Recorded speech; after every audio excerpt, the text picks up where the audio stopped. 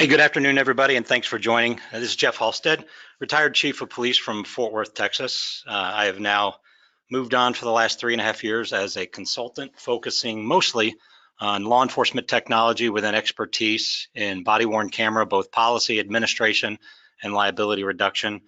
And then also having a little bit of background with labor relations, negotiations, also looking at how we can advance different styles of technology, not specific body-worn cameras, because we've got to make ourselves more efficient. We have to make ourselves more transparent to the community, and also always remembering to focus on our employees. And now in the last 2 years, I've been very fortunate to partner with a technology company based in Las Vegas after I moved from Fort Worth, and we've created the first of its kind, an extremely comprehensive encrypted communications platform that we continuously enhance just for law enforcement. So very quickly, I want to give you a quick background as you saw the title, and we're focusing on the crisis in many agencies. And you see these headlines daily, but I wanted to give you just a short background of myself. I was really fortunate to be a PIO reporting directly to then Chief Harold Hurt. Back in the late 90s, I think the most challenging thing we had, other than your average, we had no dash cams anytime in Phoenix PD, but we did have an extremely high profile arrest. And that Sammy the Bull arrest went global in about 6 hours. And our entire team was ready.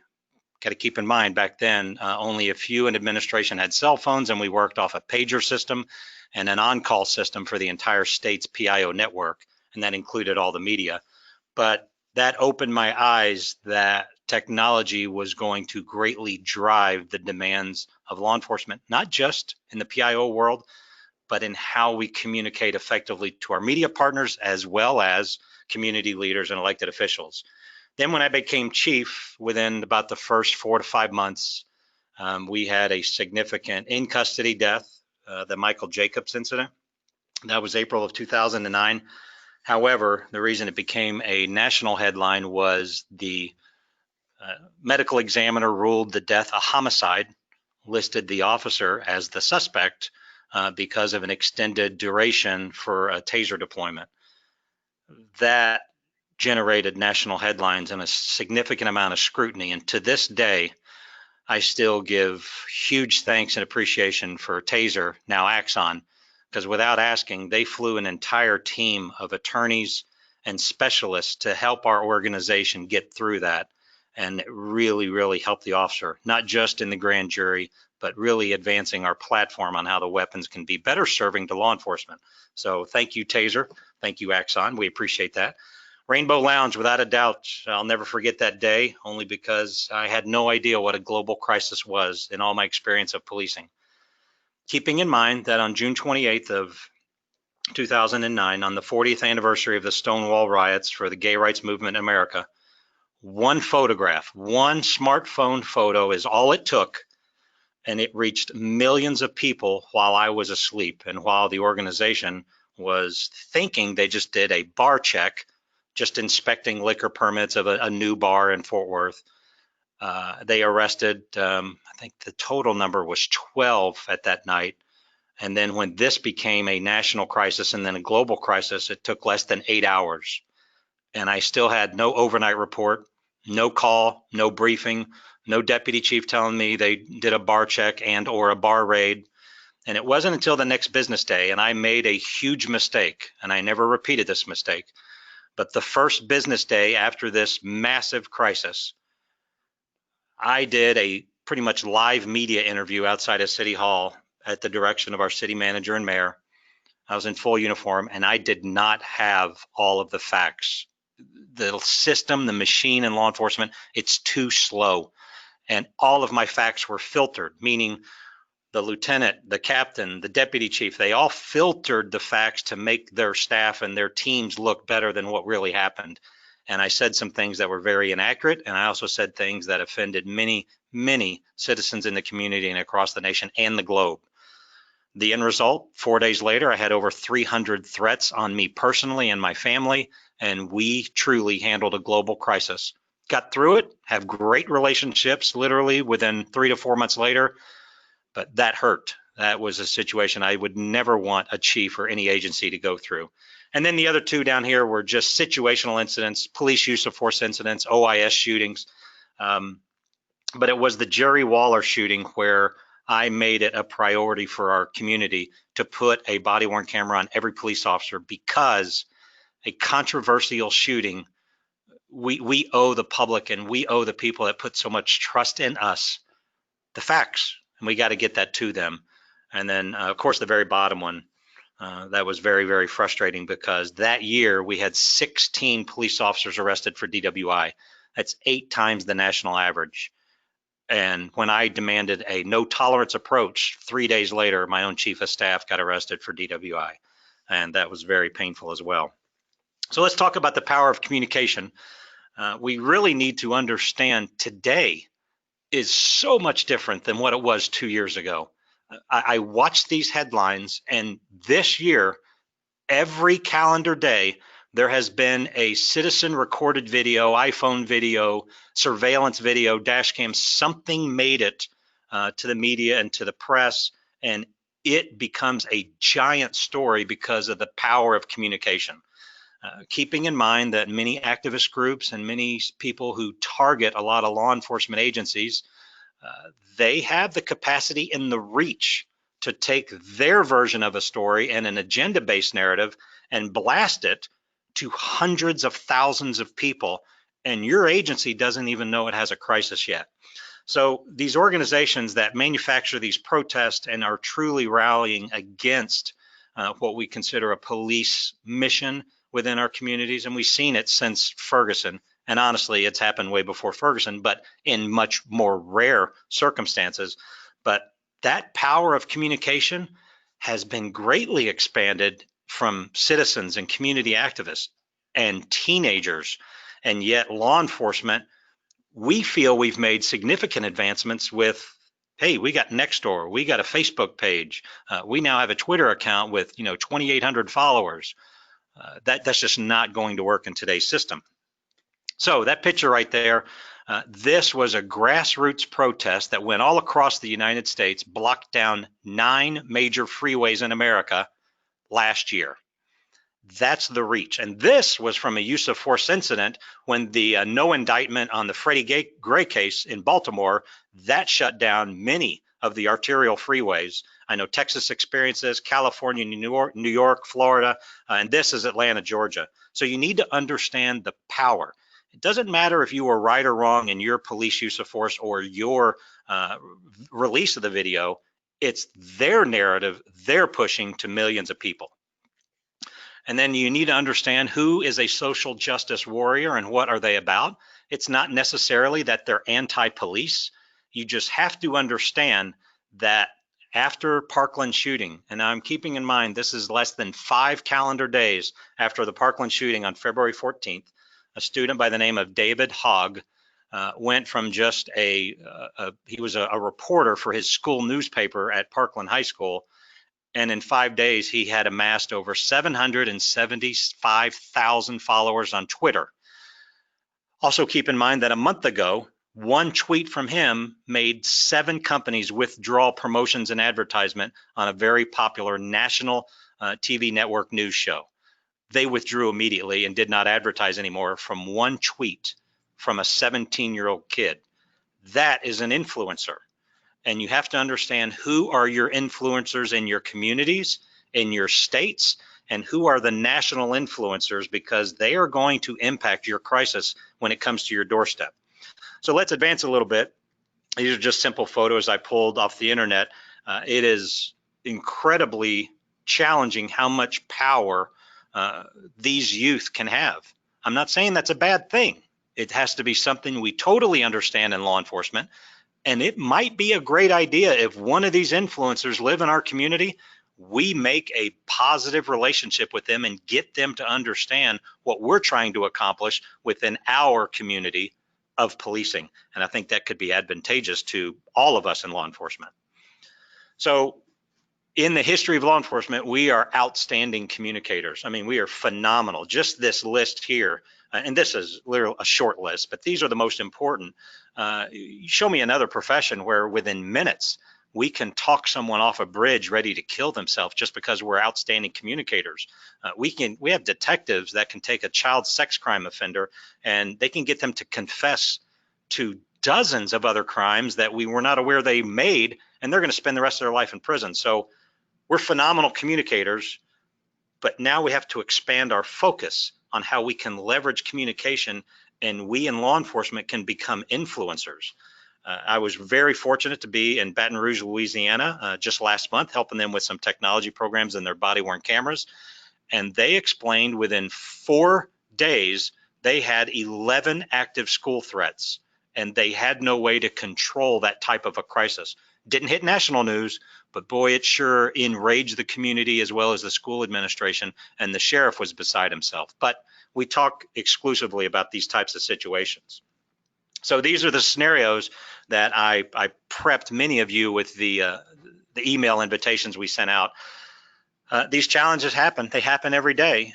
Anytime you're making an arrest, you're at a popular nightclub or you're at a traffic stop, someone is going to be filming your occurrence because it's going to be, the next great thing. So there was one that was released today from a surveillance camera of some young teens causing a disturbance at a mall. I believe this is Minnesota.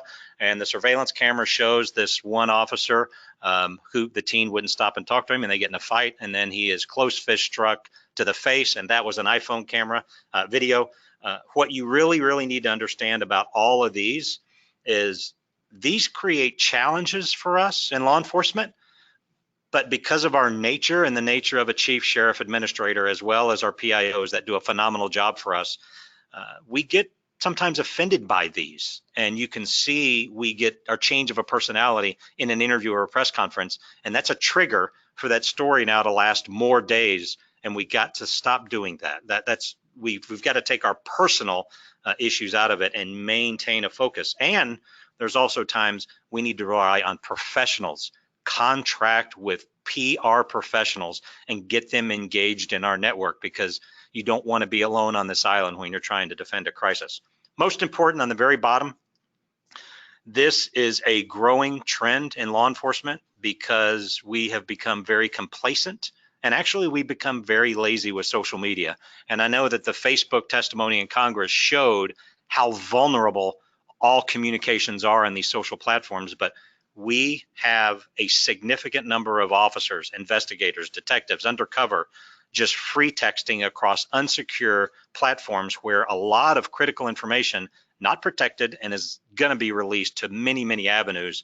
And I'll just mention briefly the Vegas massacre. 1 day after these photos were released, they were released by someone in law enforcement. I don't know who released them. I don't even know if the sheriff knows who released them.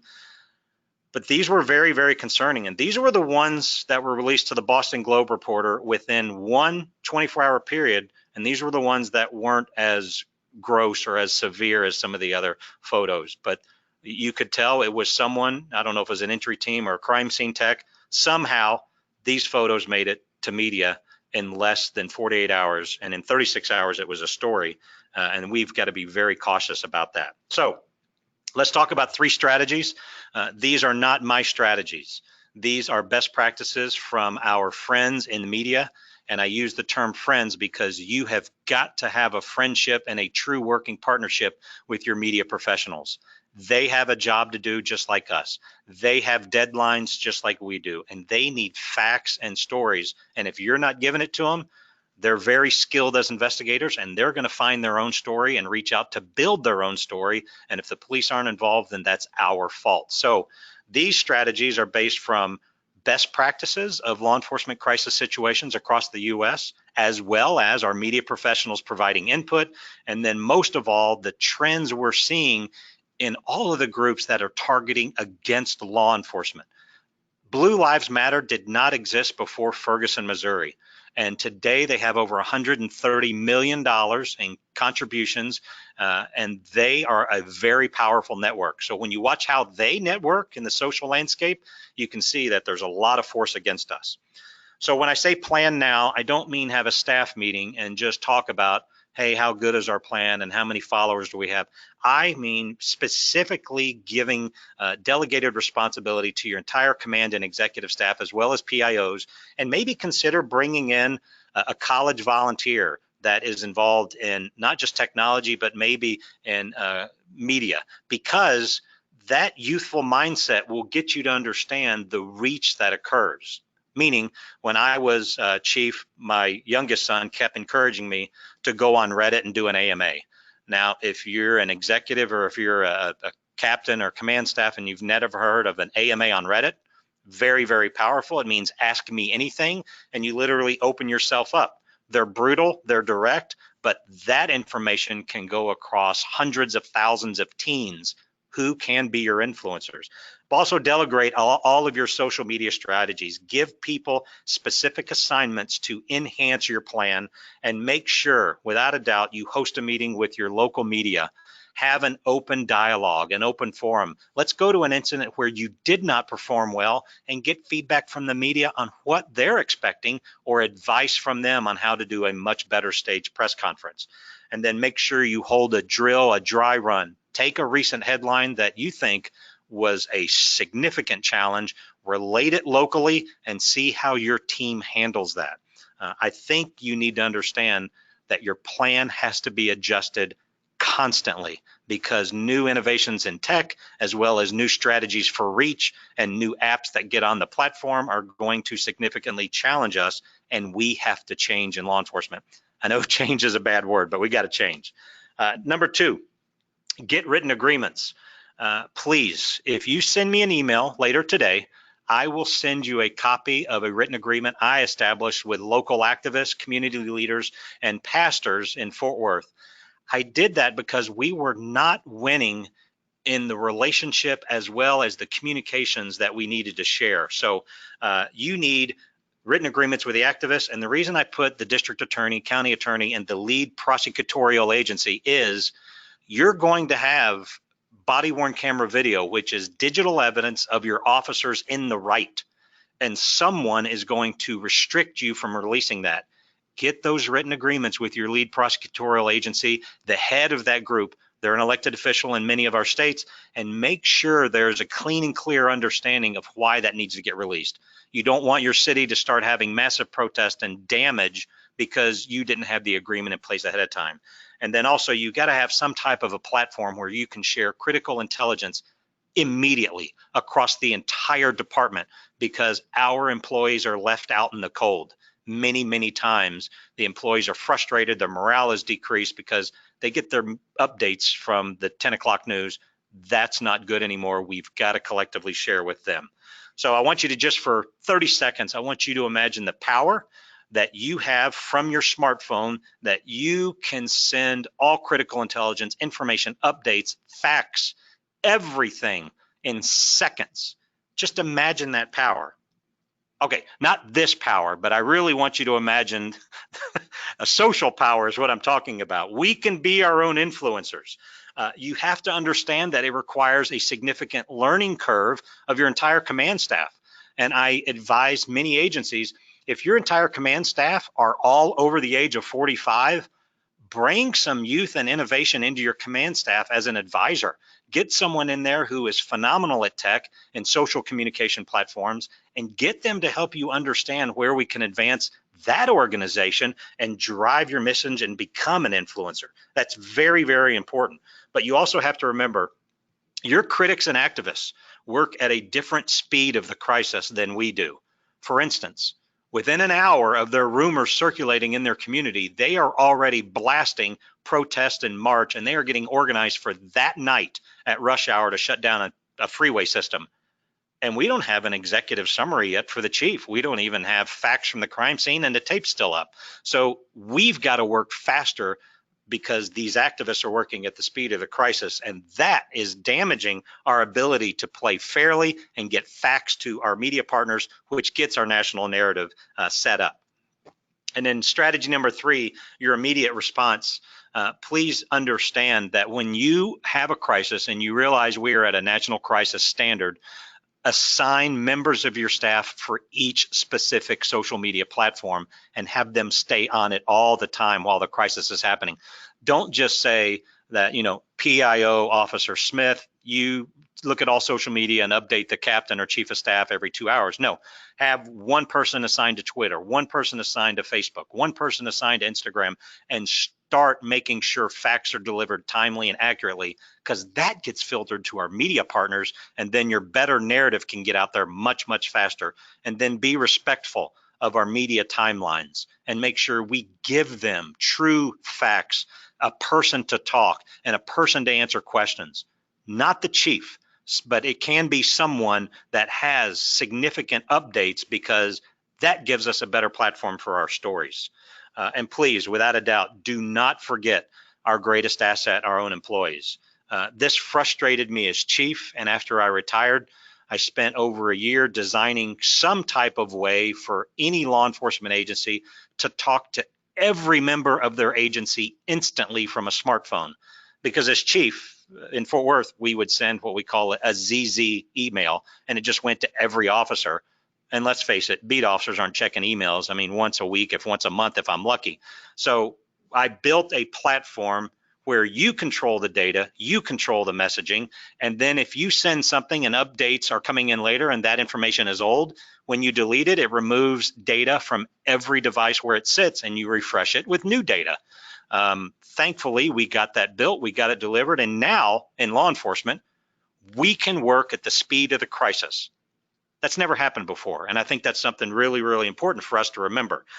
Before I go to questions and concerns, here is all of my information. 3 people have sent in some quick questions. I'm going to read those, and then I think we're going to have a conversation about this. But everyone always asks me, well, how do I get the app that's just for cops? And there it is. It's totally free. We're not selling anything here. This is the most secure communications platform. It's encrypted. Your identity is encrypted. Nobody can find you, follow you. They can't search for you. Everything you say and share is under your control, and you can remove it at any time. And it is totally FOIA compliant and CJIS compliant in all states in America. So you can download it right there and give it a shot and build an unlimited amount of encrypted networks. That's my direct email, my cell phone. You can text or call me at any time.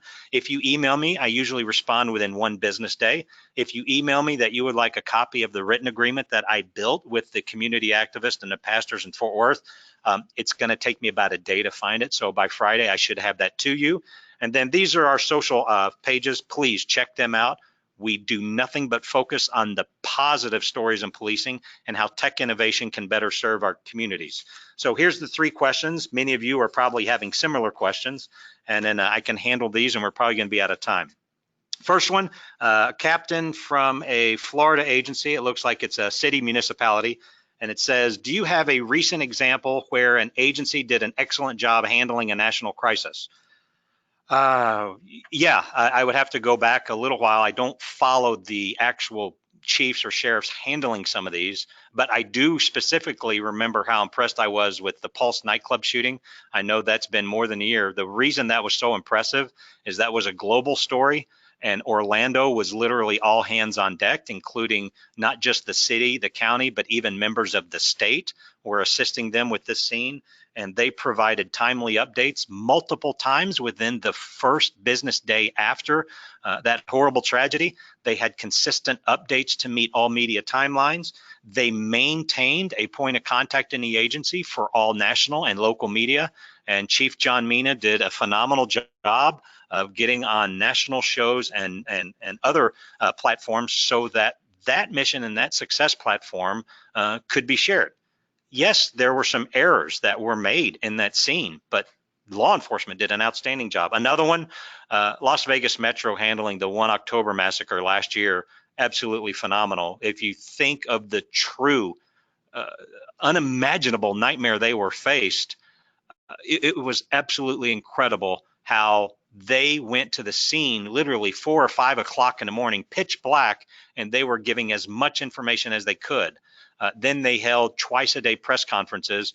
Then they had to stop those because the facts stopped becoming updated. And the last one was referring to a national disaster, Houston PD. Chief Art Acevedo during the Hurricane Harvey response last year, absolutely phenomenal, because he simply followed the plan. When I talked about the plan now and then getting these agreements, there were agreements and they had staff working all their social platforms. Outstanding job on those situations. Here's another question. Some sergeant who works, a California Sheriff's Office, he goes, what about officer involved shootings? There's a lot of times we can't release certain evidence. And you're absolutely right. Remember, in the getting the written agreements with your lead prosecutorial agency, that also includes getting your labor staff and your union representatives in agreement with this as well, because we understand that the officer is going to go before a grand jury, and we understand we're very, very limited. But that doesn't mean we can't talk about how do we train for these types of incidents? What are the statistics for the last 5 years of all, burglary calls in your community?